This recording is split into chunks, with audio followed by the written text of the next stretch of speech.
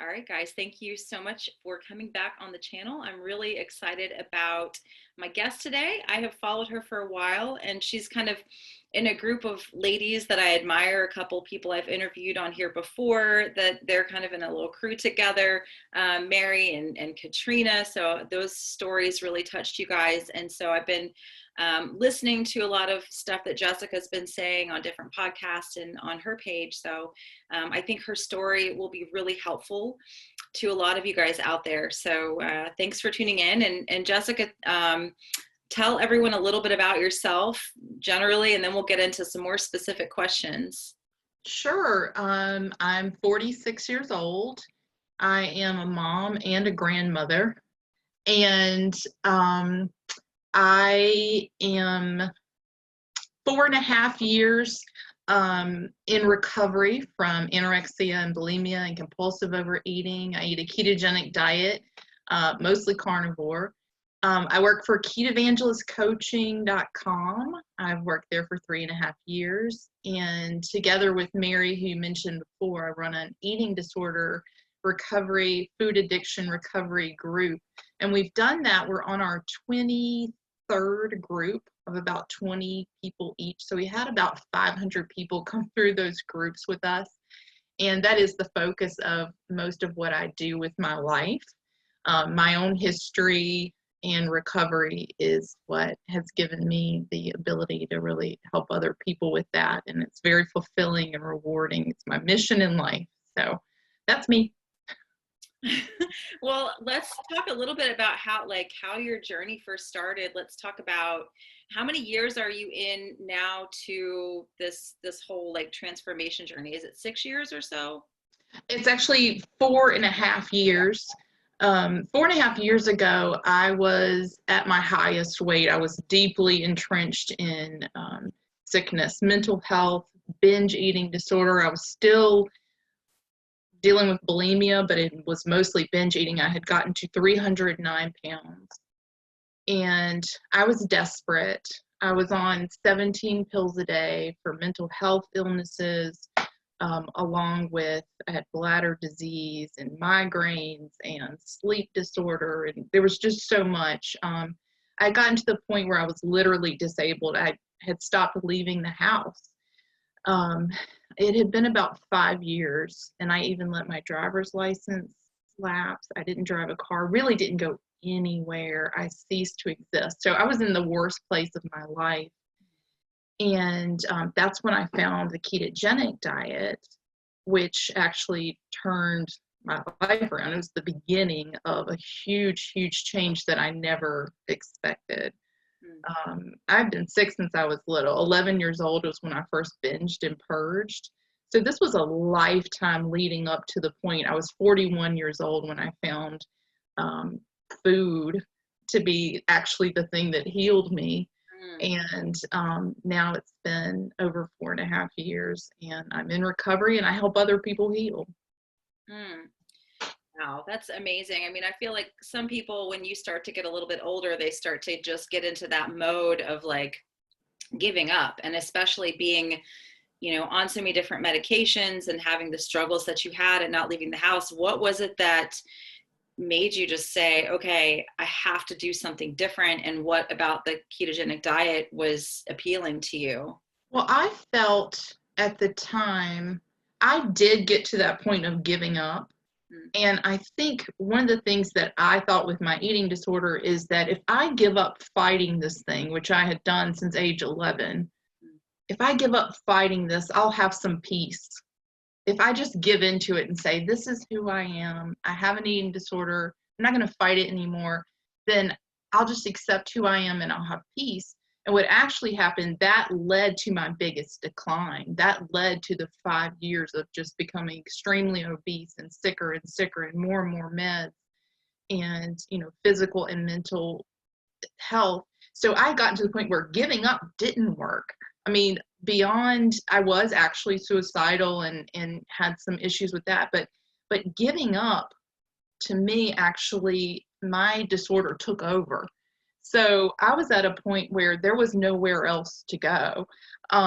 My husband, who's so awesome and long suffering. We've been together like 30 years. So he's seen me like thick and thin and sick and now well. I got to the point that I was actually blacking out. I would stand up and I would get dizzy and I would black out. I couldn't bend over to tie my shoes. As I said, I was literally diagnosed with agoraphobia. I wouldn't go outside the house, not just like I don't want to go places and be around people, but I wouldn't go to the mailbox. I wouldn't go out in the sunlight. So it was really bad. And my husband, I would wake up at night and my chest felt so heavy because of my own weight that I couldn't breathe well. And he finally said to me, "You are going to die. I insist that you go and at least have your blood pressure taken. Let's see what's going on with you." And I had avoided the doctors during that time because I was embarrassed. I had never been that heavy, and I felt like they would just tell me to go on a diet. I didn't want to explain my eating disorder. And so he kind of like twisted my arm. And I finally went and I got my blood pressure taken. And when it was taken, I saw the number and it was so high, and right beside it, there was this chart and it said severe risk for stroke and heart attack. That's where my numbers were. And I was not even aware of things like blood pressure. I didn't worry about my health. I had just given in. I was just existing. And seeing that number for the first time, I actually started to think, I really might die. Even though I had felt like my life wasn't worth living, seeing that actually up there, seeing the number, because I had hidden from it, I had hidden from the scale, I'd hidden from actual health issues. I knew they were there, but I didn't know what they were.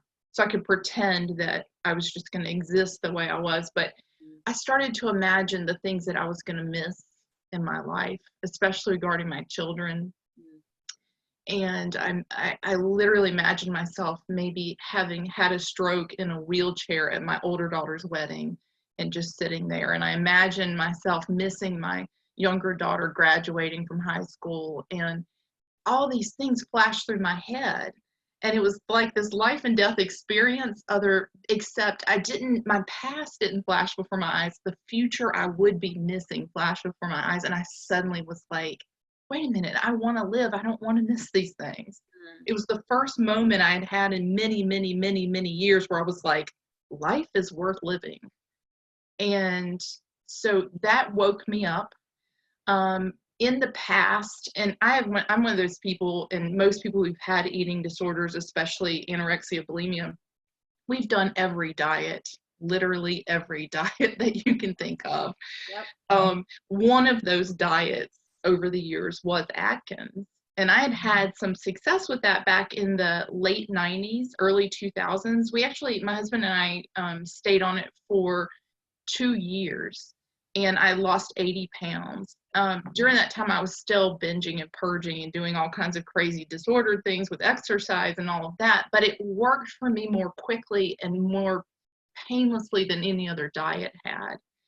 So in my absence from society, not leaving the house, I'd also gotten off of social media. And my husband encouraged me to rejoin Facebook at that time. That was the very beginning of 2016. He had encouraged me to rejoin because he thought maybe there were some support groups for doing low carb. And he added me to a bunch of them. I rejoined, he added me to, just like all these low carb pages, but one that he added me to was Ketogenic Success. Ketogenic Success is the page created by Ketovangelist, the company I now work for. So it was weird because there was something about that page. The membership was really low back then, but the people on there that posted their transformations seemed different. And I sort of ignored and unfollowed all the rest and just stuck with that page because I was like, there's something different about this. I've done Atkins before. So I started losing weight, and at first I was doing it Atkins style, which was basically just low carb. But I started to read and research and watch the other people's transformations, and I started to feel different. I started, every time I would learn like ingredients matter, every time I would learn something that made keto a little bit different from old school Atkins, it had this positive effect on me. And remember, I was on a lot of medication. I was so heavy, I couldn't exercise. And about 2 months in to following this page, and I was already like trying to read every single book I could get my hands on, because I wanted to know why I was feeling better. Why is this better than Atkins? Why do I feel, why is this different? And it was, but I realized 2 months in that I hadn't binged and purged. 2 months. For me, that was huge, because even in the midst of being 309 pounds, I still purged. It was just something I had done since age 11. I never went more than 30 days. But I was so wrapped up in feeling better that I forgot. It's like I can't even explain how crazy that is. But 2 months in, I was just like, something, like, I don't know what's going on here, but this is different than any other thing I've ever tried. I've been in treatment programs. I've been to too many psychologists, like, therapists, hospitals to try. I mean, like, I can't even count them all. And I never got any better. I never stopped purging. I never stopped binging, except for during the times that I restricted for very long periods of time. But somehow I knew this was different. And so I became obsessed with figuring out why. And I started to study nutrition. And after a while, after that first, I think I saw an old post from me. I think after 17 months, I'd lost 117 pounds. And I had done it in a way that wasn't painful to me. I actually sort of felt bad because people would say, oh, you have such good willpower and you've worked so hard. And I would be like, not really. I mean, I had dieted my whole life. I had worked hard my whole life. Keto was not working hard for me. I was like, I get to eat these amazing foods and I'm not restricting. I'm not starving myself. I felt guilty when people would compliment me and talk about willpower. I was like, this is not willpower. This is something different. So I kind of got, really wrapped up with keto after being well for about a year and a half. I was asked to join the coaching team, and I've been doing that now for over 3 years. And that's the short version of my story, but that's sort of how it happened. That's how I came from the worst place in my life to the best place in my life so far. I don't think I've met the best version of me. I think she's still coming, but I do think that I have never been this well or healthy at 40. Like at 46, I can't even explain how much younger I feel than at 26. So obviously I'm really passionate about keto, and I'm passionate about real food, nutrition for healing.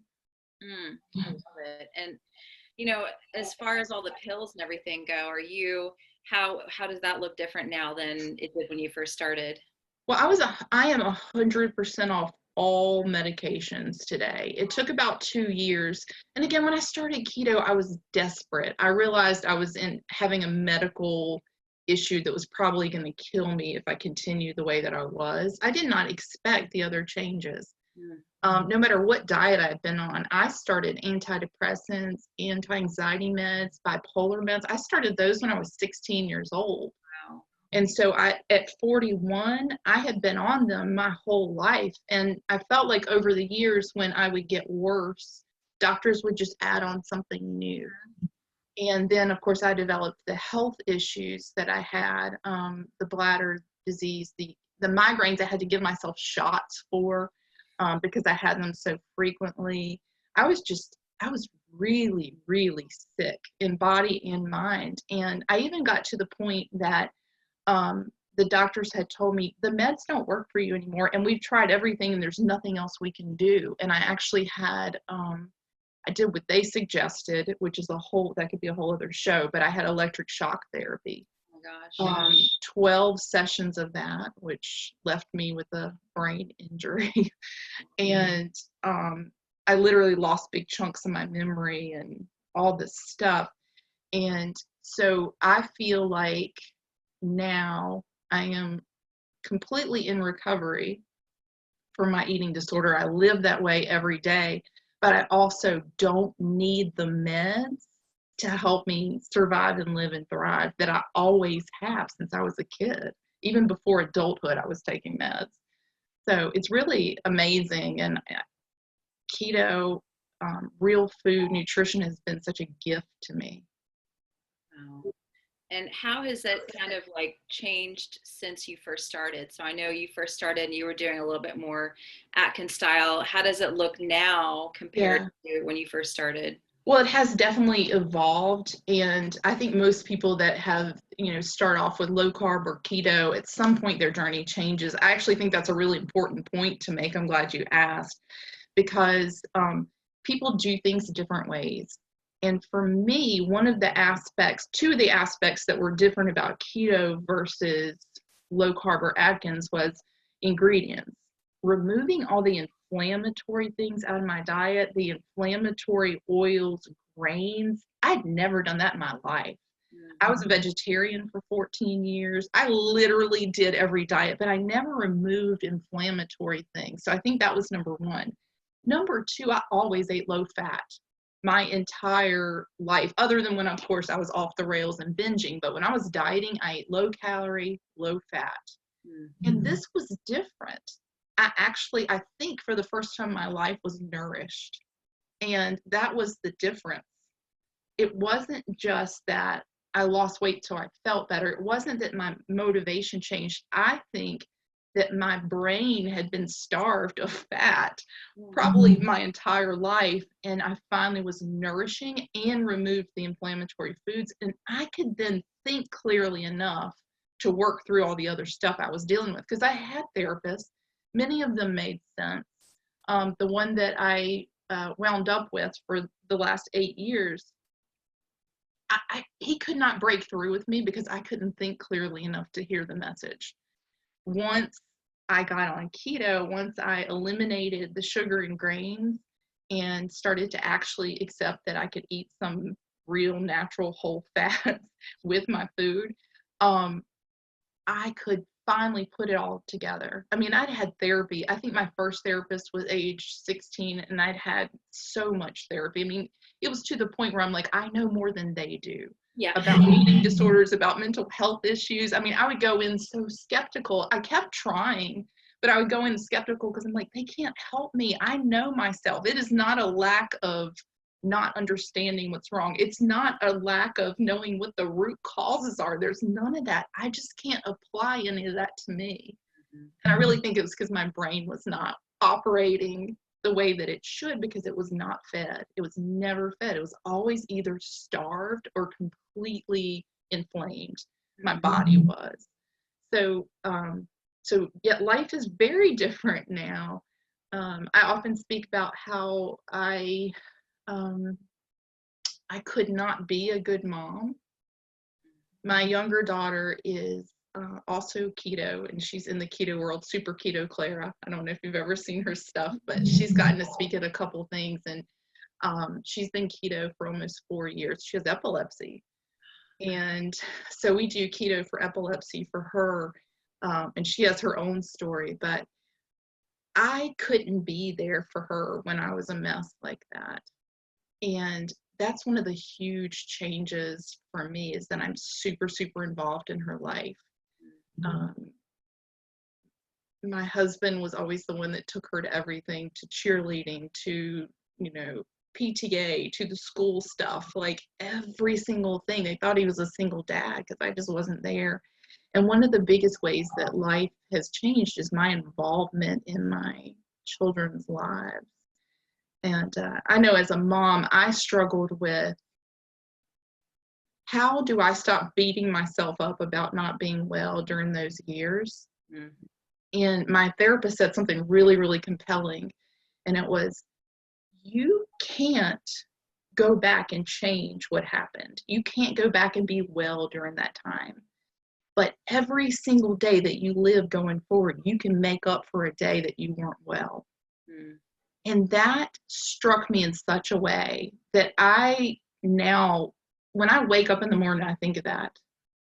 Every single day that I was alive for my younger daughter, that my life was a wreck, that I was sick, that I wasn't there for her, I can give her a day where she sees the best possible mom.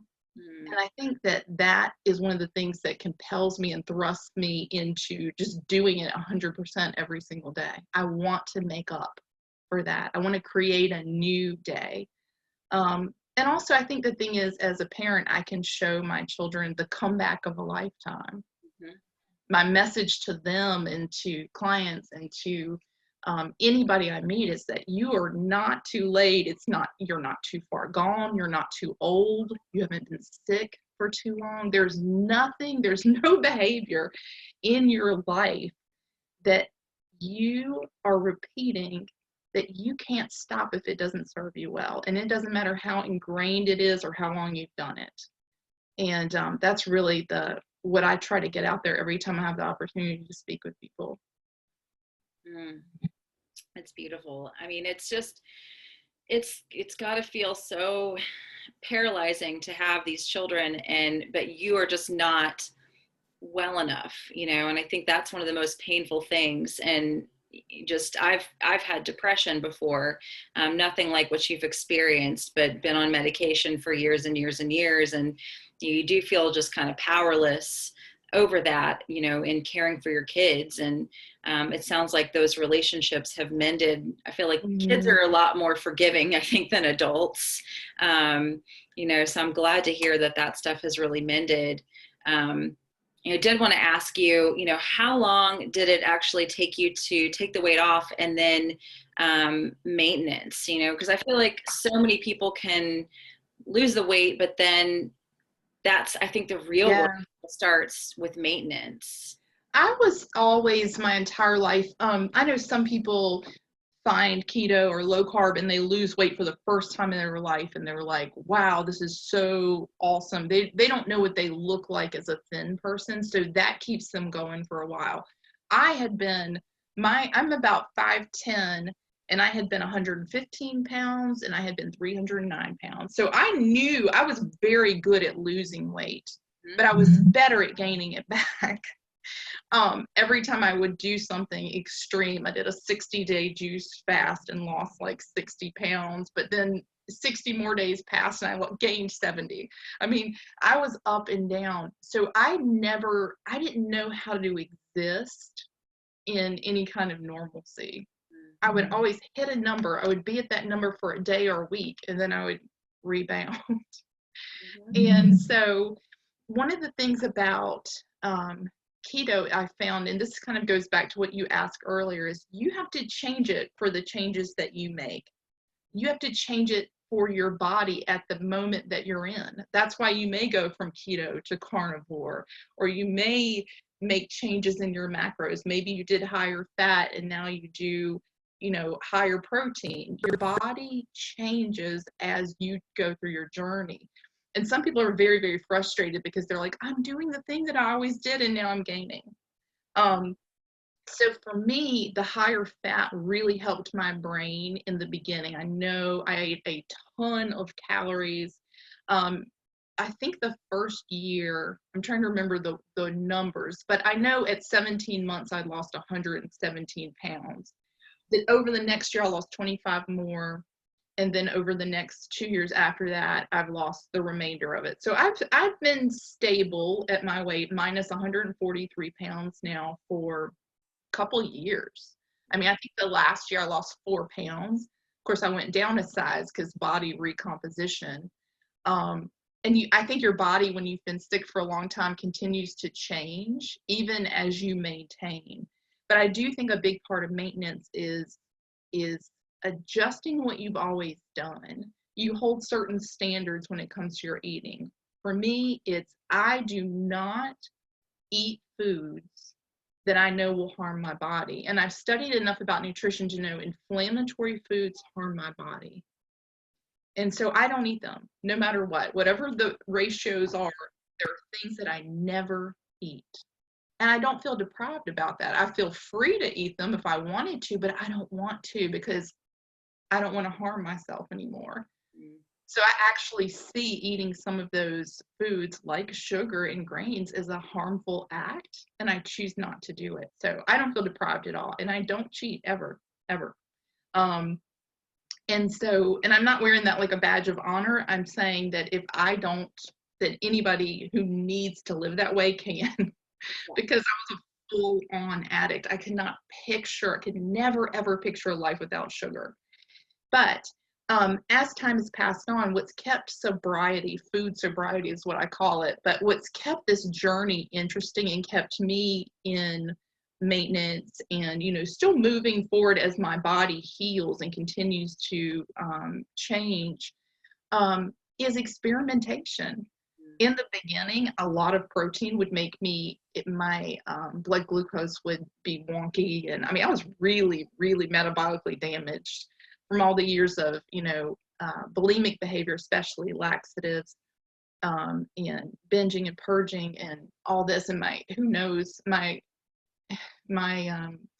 the starvation periods, I think, really lowered my ability to function on a metabolic level. But anyway, now further into it, one of the experiments I've done is eating a lot more protein. I can do that and have success with that, where in the beginning I couldn't, and a lot of people get very stuck on that. In the beginning, I made a lot of recipes. I ate things like almond flour. I made replacement foods to get me through. And over time, those really lost their appeal. I think what happens is food takes its rightful place in your life. When you feel good, you get really busy living your life and experiencing things, and then you're like, oh yeah, food. So someone formerly obsessed with food every day, every minute, that's a pretty big change. But I constantly experiment. And whether that is with, do intermittent fasting, or whether I do carnivore experiments, or I experiment with macros. I did not track my macros losing the first 130 something pounds. And a lot of people find that really interesting. They're like, how did you do that? How did you know you were eating keto?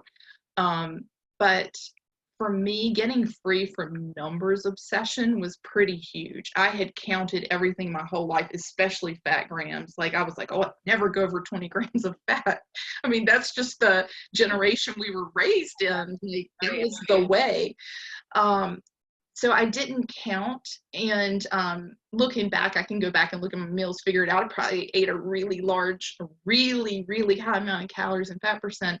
And now I really focus on what my body needs nutritionally. I will experiment with something I don't exactly love, like liver, or because I read about it and I see that it has nutrients that might make me feel good. It might make me live longer. So the experiments with my body now have come from, let me experiment with how to make cake keto, to how much, what do I need? What really happens if I eliminate this thing? I've done dairy free. I know for one thing, one of the big experiments was giving up nuts. For me, there was two things. I didn't want to admit that they caused me inflammation, because they're totally allowed and they're keto friendly and all those good things. I did not want to admit that. But every time I would stop eating them, my rings would be loose. I felt good. I was leaner. I was like, I saw a difference, but I didn't want it to be true. Yeah. But what really caused me to experiment and give them up permanently was that I started to realize they really had a hold on me mentally. I couldn't really just eat a serving. If I did, it was torturous. I wanted more. I tried all the things. Like I would get the little single serving packs. I would just eat more packs. Or even though I wasn't eating things that were harmful to me, I didn't like the hold that any food had on me. Or I'd buy them and I'd say, Clara, these are your nuts. Let mommy have one serving and then all the rest are yours. And I'd have the one serving and then I would be like, can I have one more? Anything I think that you are fixated on like that, or you don't feel free from, or uses up too much of your mental space, is a good thing to experiment with getting rid of. And so I have complete peace. And now I gave those up. It's been over a year and a half. And that in itself made a huge difference in my body composition. Just nuts, just giving up nuts did that. My clothes, all of a sudden, when I got them out for the next season, I'm like, why are these so loose on me? This is so weird. I'm like, oh yeah, I gave up nuts. So experimentation, really, from where you were in the beginning and staying in this way of life long term is the way that you continue to maintain your weight. The other big thing with maintenance is that people think that, well, I guess there's two different types of people. There are people who have eating disorders, who were potentially overweight for whatever reason. And then there's people who really don't have eating disorders, but they have the same issue when it comes to maintenance. They think when they hit a number that something magical is going to happen, and they suddenly are going to not have struggles with food. And so sometimes I always know when I talk to someone, I'm like, what's your goal? And they say, well, I want to be 133 pounds. I'm like, why 133? I mean, it's a really specific number. Your number? Well, yeah. And they'll say, well, I just know that's the number that I felt my best at. And what it is sometime in their past, they have weighed that amount and someone told them they looked good, or they felt good about themselves, or they were in high school. I mean, I can talk to people in their 60s and they're like, I was 133 in high school, and that's the number. They actually think when they hit that number, they're going to feel like they did then. They hit it and they don't, and it's a disappointment, and they immediately rebound. I've seen so many people do that because their expectation of hitting a certain number is not realistic. They think it will feel differently. They think they'll recapture something from their past when they were that number. You're a different person at 60 than you were at 16. But the other reason that people rebound is they are so used to dieting. And they think, once I get to that number, I don't diet anymore. Well, the solution to that is don't diet on your way down. Yeah. Decide and figure out a way that you can live. Do the experiment so that when you get to that point, you don't change a lot. I would not say that I've changed a lot in maintenance. I think I've experimented along the way till I got to the point my body's like, I like this. Now, I know I can manipulate my body in unhealthy ways and get smaller. I already know that. But to be at a weight that is normal, a size that I feel comfortable with, where I don't look too thin, I don't look too heavy, I'm just right in the middle, that is the most peaceful place I've ever lived in my life. But I really do continuously look at my behaviors. Am I repeating an old behavior that I used to have about food in response to stress? Yes. Am I repeating, or am I thinking about repeating a behavior in response to loneliness or tiredness or worry or sadness? And I stop and I say, I don't have to react that way just because I did for so long. So I think there's two parts. One, not treating it like a diet. Experiment on your way down to maintenance until you get to a place where your body really just accepts what you do. And then look at the other reasons. What are your expectations of getting to a certain weight?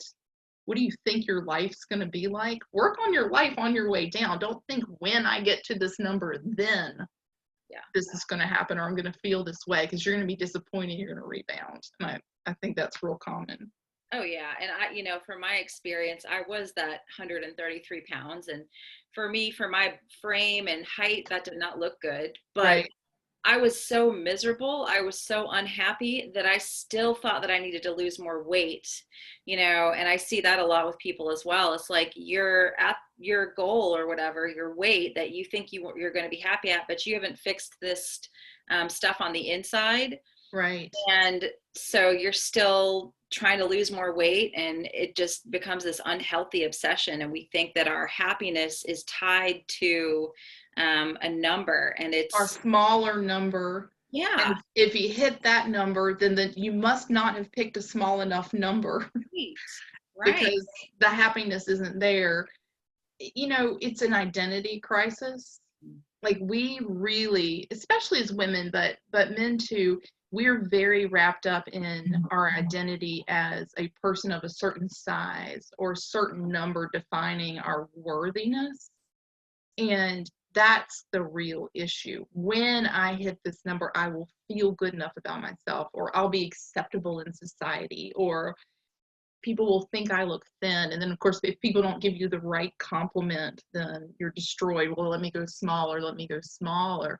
And it is an identity crisis. Your identity is who you are, not the size your body is. When your focus becomes, I want to look good and I want to feel good so I can be the best version of me, and that may or may not be skinny. It may just be a normal, healthy size. It may not be my smallest. That's when you have a breakthrough, because I'm not at my smallest yet. I'm certainly the best version of me that I've ever been. Yeah.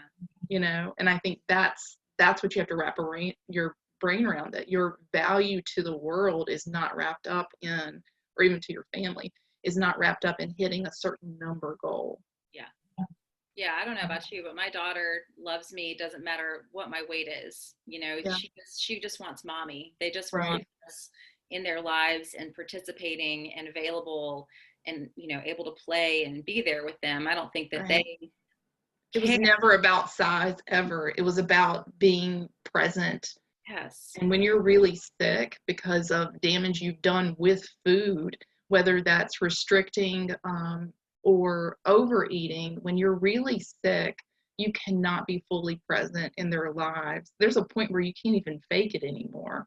I think I faked it a lot with my older daughter, and then my younger daughter, I was at a place I couldn't even do that anymore. Like, I can't go.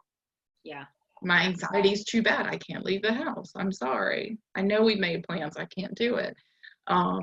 But yeah, your presence to them has very, very little to do with what you look like. Yeah, definitely. One thing I wanted to talk to you a little bit about, because you mentioned it, and same thing with Mary, that she talks quite a bit about just not cheating and food sobriety. And I think that's more, and that's another reason I wanted to bring you on, is because it's something that I don't think enough people are talking about. There's still this whole culture of, like, you know, getting a treat, having cake on your birthday, or like people, I'm not going to be able to have cake at so-and-so's Right. wedding, and it's like, so-and-so's not even engaged. Why are you even thinking, you know, like, Right. Well, I think that is the voice of sabotage. You know, when you really want to do, when it is opposed to your healing, there is a voice of sabotage that's like, do that thing, or you can't do it because of this. There's always this opposing voice of sabotage there. We call him Ed. Ed says, what, you're not going to have cake at your wedding?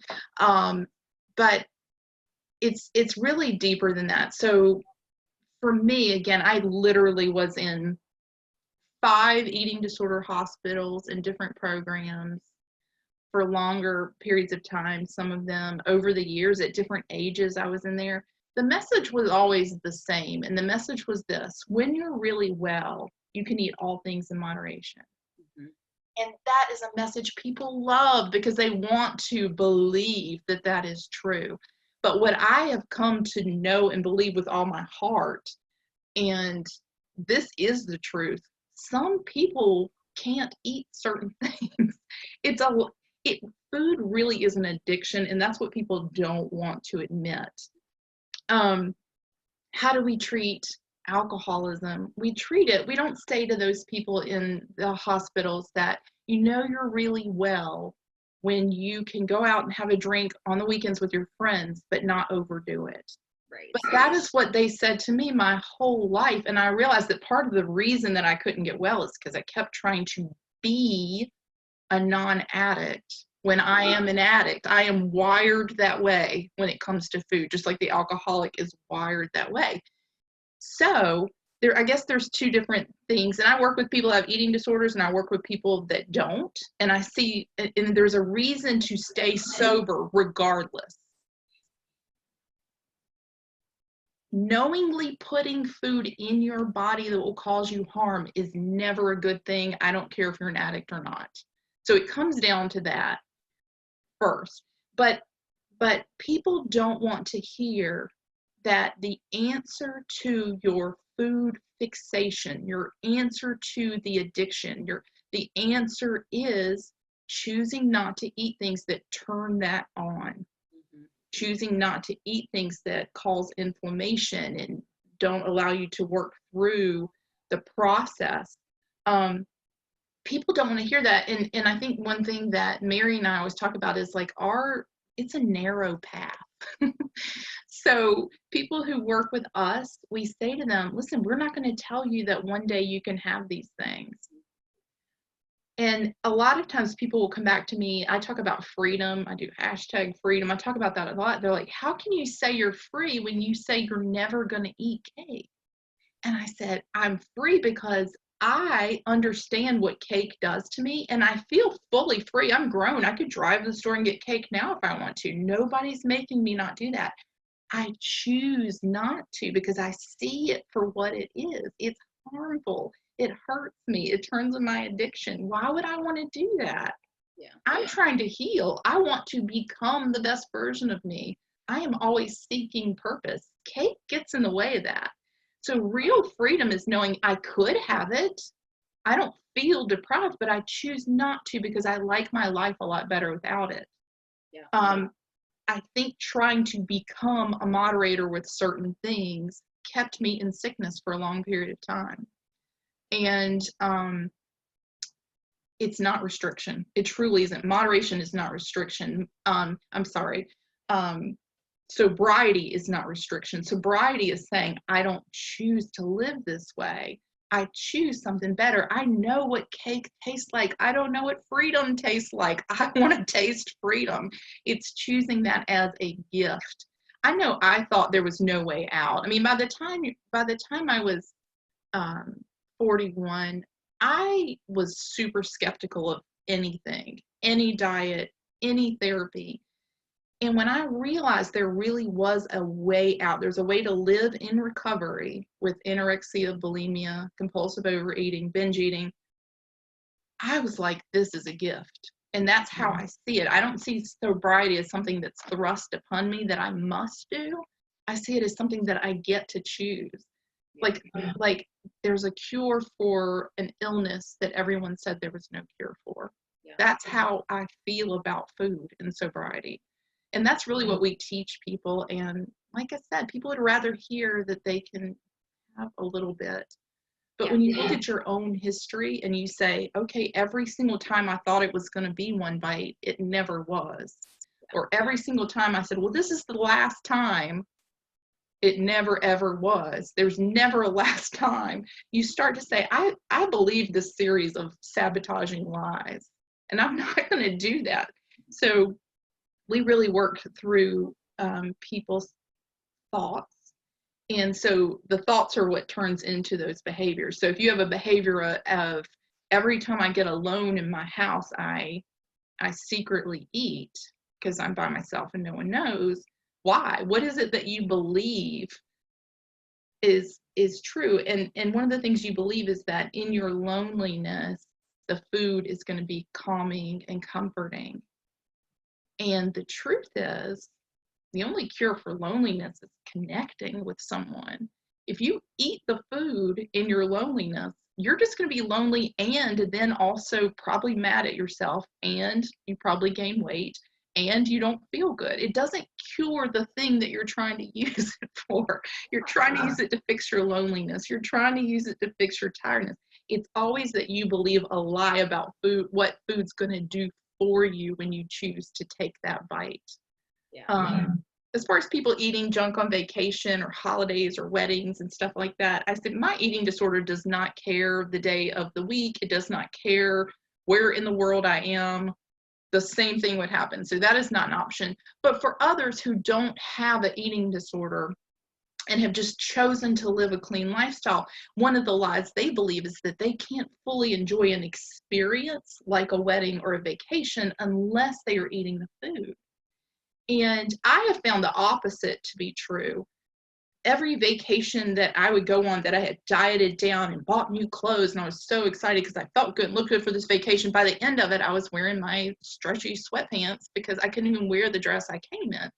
I ate so much food on vacation that I would gain weight I was tired. We would be at breakfast eating, talking about where we were going to eat for lunch. And then we'd have to go take a nap in the hotel room because we didn't feel like doing anything else. My vacations now are action-packed. You notice how beautiful everything is. Your days seem longer. You experience life on a whole other level when you don't have that junk food attached to it. And that's the truth. Yeah. For a wedding, it's like, why am I here? Am I here to eat cake, or am I here to celebrate the fact that two people are getting married and love each other, and this is a beautiful union? You have to focus on why you're actually there versus the food that's attached to the event. You're not missing out. Yeah. You're really not. That's the whole thing, is just that fear of missing out. And I think people get so attached to that, well, yeah, like you said, you're there to celebrate the union of people, or you're on vacation to, like, what's the purpose of vacation? And hearing you, like, I thought I was the only one who went on vacation and would literally gain 15 pounds in a week. Literally, yeah. Pack on 15 pounds in a week. Easy. On a vacation, because you just, okay, I'm cutting loose and I'm just going to eat everything I want to eat. And then you just feel terrible. You don't enjoy any of it at all. So that's like, that's something to remember. But that doesn't always, I think, stop people from doing that. So that's why I love how you and Mary, you guys have these groups, and I think the community support is so vital for people. I'm somebody who had food addiction, and then I was just, I'd lost 100 pounds 3 times, and I was like, I'm damned and determined to never have to do this again. So I switched to drinking, Right. Full-blown alcoholic in my early 30s, and had to learn it took me years to build sobriety. Because I had to come to that absolute knowing in my heart that I had to not put any alcohol in my body, because once it's in, then it's like you're on a runaway train and you don't know when you're going to get off. So for me, it's like I have to have my recovery community is there with me, supporting me. And I know I just don't, every day I'm like, you don't drink no matter what. And it's lately, over the last couple of years, for me, food has become the same. I've realized it's the same. It is thing. The same. The same thing. And the answer's the same. That's the thing people don't want to hear. The answer is the same. The cure for addiction is sobriety, and you can't fool around with stuff you're addicted to. Now, in this community, I know I'm very bold about it, but there are people that are like, no, there's no such thing as food addiction. It's just carb addiction. I'm like, absolutely not. Because even when I was on Atkins, I could eat like a whole roast or 2 packs of hot dogs. I'm like, I was addicted to the binge and how the food made me feel. I was addicted to the activity, and people say, well, then you're addicted to binging. You're not addicted to food. Well, are you addicted to being drunk, but not to alcohol? I mean, really, it's splitting hairs, but people will say there's no such thing as food addiction. I'm like, this happens every day in the eating disorder community. And it's tough because I think sometimes people have to go through a lot of disappointment. But I like to say the best way if what you believe is true is by your own history. So if I believe that I can go on vacation and just eat what I want on vacation and come back and start over and not have any ill effects, has that been my history? Or you go off on vacation, then you stay off for 3 months. Right. Your own history is honestly, like, I'll ask someone that. Your own history. I'll say, what usually happens to you when you just take 1 bite? Well, I just decide since I took 1 bite, then I'm going to eat the rest. Okay, and then what? Well, since I already had this, I might have the other things I've been missing. Right. And then what? Monday. Yes, and then I'll start Monday, but by Monday I'm in such a card fog, I can't remember my commitment that I was going to start, or it's too hard. And again, I appreciate every opportunity that I have to talk about this, because we're not saying something super, super popular, but it's still the truth. Yeah. And freedom is about not wanting to harm yourself with food or alcohol or with anything else. and having the choice, you know that you could go and you could drink if you wanted to. You're old enough, you've got the means, you've got money, but you don't want to because you don't like the things that come along with it. No. When we have sabotaging thoughts that say, but in this situation, it's okay to do it. Anybody would understand under this amount of stress that you would go back to that. Right. You have to say, no, I can't, because if I go back, I return to who I was. I return to the addiction. There's never going to be a point where it's okay, because that's what an addiction is. If you could just quit it, you never would have gotten to the place you were in the first place. Right. We always say, once you have turned into a pickle, you can never go back to being a cucumber. It's exactly right. Well, plus I think once you know too, you can lie to yourself and say, oh, I'm good now. I think I can drink occasionally, but it's always going to eventually turn into the full on back to being in your everyday life. I did that. I had 4 years without a drink and decided I was too busy to go to meetings, and I was too busy for recovery, but I was healed and I was better. And, after I quit being connected, after about 6 months, I decided I had a really bad day. I had a string of bad days. And, that whole, if your life was this bad, you would drink or you would eat, that thinking crept in. And it was like, before I knew it, I was drinking again. And it's like, what we say is the disease is always out there, like kind of doing push-ups, waiting for it back, waiting for an in, and it picked up literally right where it left off. I mean, it was like, and it gets worse. It takes you lower and further than you were before. That's the crazy thing.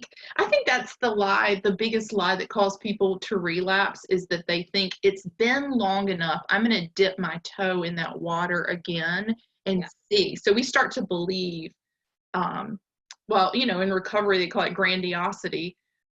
I think I've got this. I've done it forever. I've got control now.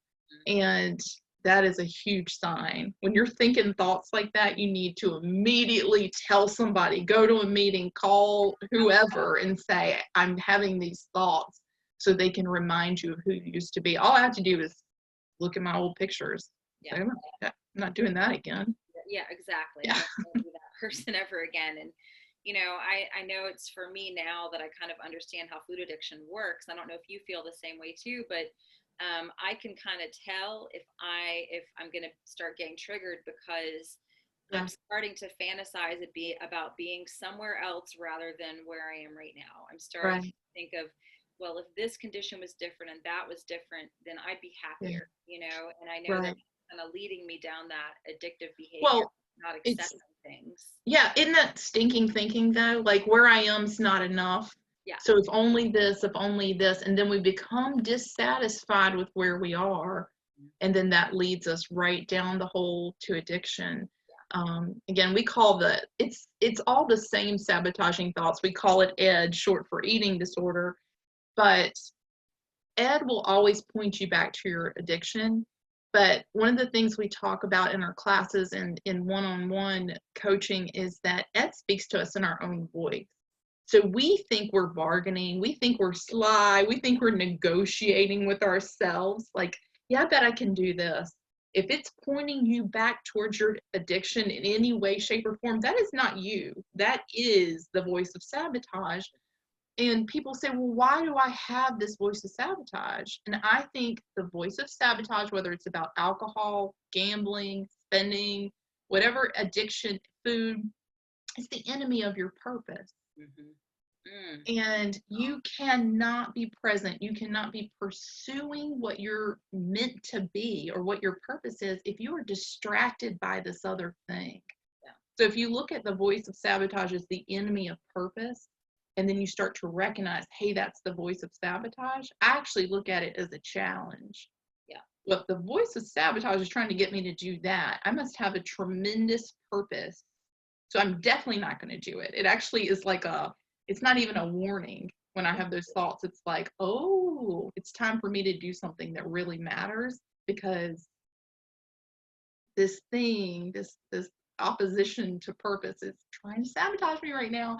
And so I just think that it actually becomes an incentive. Like, there's zero chance I'm doing that now. Yeah. Even if I considered it, I'm not, because I have this strong pull towards that. Yeah. But yeah. So great talking with you, though. It's so many people get this. Yeah, I mean, and it's funny, even if I try to talk about food addiction in an Alcoholics Anonymous meeting, I get crickets, and they don't see how it's the same. And it's like, the funny thing is, like, right now, that this whole quarantine situation, everything that's been going on, one thing that, people have been talking about is how much weight they've been gaining since they've been at home. And like, you say something about it in a meeting, because we all go on Zoom now for these. It's a joke. People are like, oh yeah, I've gained 30 pounds. I'm addicted to donuts. Like, it's a joke. I know. And it's so sad. And I'm like, you guys, like, don't you see what you're doing? Like, can't you see, like, it's the same thing? I would say, out of hundreds of people that I've talked to over the last, 3.5, 4 years, most of them have some type of co-addiction. Either they're coming from a background of alcohol or some other addiction. I mean, honestly, it can be a few different things, but they're either coming from that and they have moved on to food, or they have a history of eating and now they are having an issue with other addictions. Yeah. And you just move around from thing to thing if you don't deal with, why do I sabotage? Right. Why do I do this to myself? What am I trying to escape from or not fully feel? That I need something to numb that. And you find out that actually going ahead and letting yourself fully feel things feels a lot better than what comes with all the avoidance of it, you know? Yeah, I mean, because you think that your feelings are going to kill you, and they're not. Right. And that's... You sit with them. Yeah. You sit with your feelings, and you realize, well, I think what happens is when you start to feel it, and I know for me, even as a little kid, I would feel feelings rising up, and I would eat to push them down, and then I think I would purge for release. I remember. I really think that's what that was. It was like, I'm eating to push them down, and now I purge, and I feel the release. But the feelings were always still there, and they would always rise up again. They never really, I never addressed them, felt them, dealt with them, because they felt too overwhelming. But the process I put my body through to avoid them was so much worse than what the actual feelings were. Yeah, and that's why I love what you guys do, you and Mary and Katrina, just running these groups and offering this viewpoint to people, and people like Carb Addiction Doc Rob Siwez, and yeah, he's great. I love him, and we've had some great conversations, and just putting this information out there for people, because most of what society tells us is, like you were saying earlier, enjoy in moderation. And before I went to carnivore, I had a nutritionist. I talk about this all the time, and she was like, we're going to help you with your binging behavior. I'm going to let you have one cookie a day as part of your meal plan, that we're putting this together. You're having that one cookie a day. And of course, I never had just the one cookie, right. The nutrition plan never worked for me, because I'm an addict, and like, one cookie has to turn to the whole tray, and then it's absolutely. Like, we're not doing this plan anymore. You're like, if I could do it in moderation, I wouldn't be a binge eater, right? But that is still, if you go and you train, I have some certifications in eating disorder coaching and stuff like that. If you go and take those programs, they all say the same thing still. The programs tell you that moderation is the answer. Yeah. And so it's a really, really tough message to put out there in a world where it's much more attractive to think you can have a cookie every day. But eventually it will, your own history will repeat if you keep doing that. That's not the answer. No, it's not. So. It's not. Well, awesome. Well, where can people find you? What Instagram, or what's the best way to get a hold of you? I'm Coach Jessyca. It's CoachJessYca. I think I'm the only Coach Jessyca with a Y, or Jessica with a Y. But that's me on Facebook and Instagram. But I work for KetoEvangelist.com, KetoEvangelistCoaching.com, and you can see there are 12 of us actually. that are coaches for Keto Evangelists, and we all have different backgrounds. I think a lot of people who choose me read my bio and they see mental health issues or traumatic brain injury or eating disorders, and they tend to be my people. They find me. But there are other people that read Katrina's profile, and she has lipedema and has just an incredible story about overcoming that, and Mary's story of being diabetic and now not. There's someone that I think that everyone can connect with there.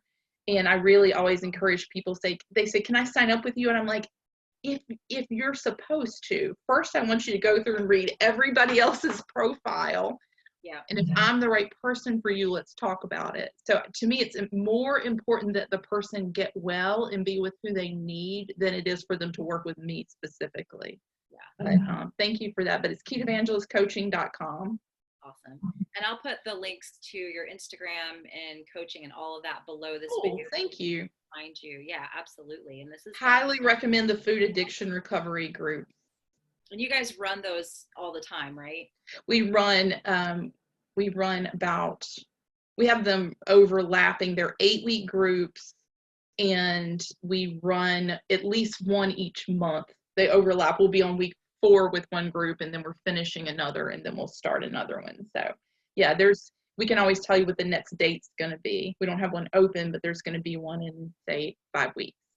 Awesome. Cool. Well, I'll make sure to put that below the video. Thank you so much. It's been really awesome, and I know it's going to help a lot of people. So thanks again for chatting with me today. Thank you for the opportunity to put it out there. I appreciate it.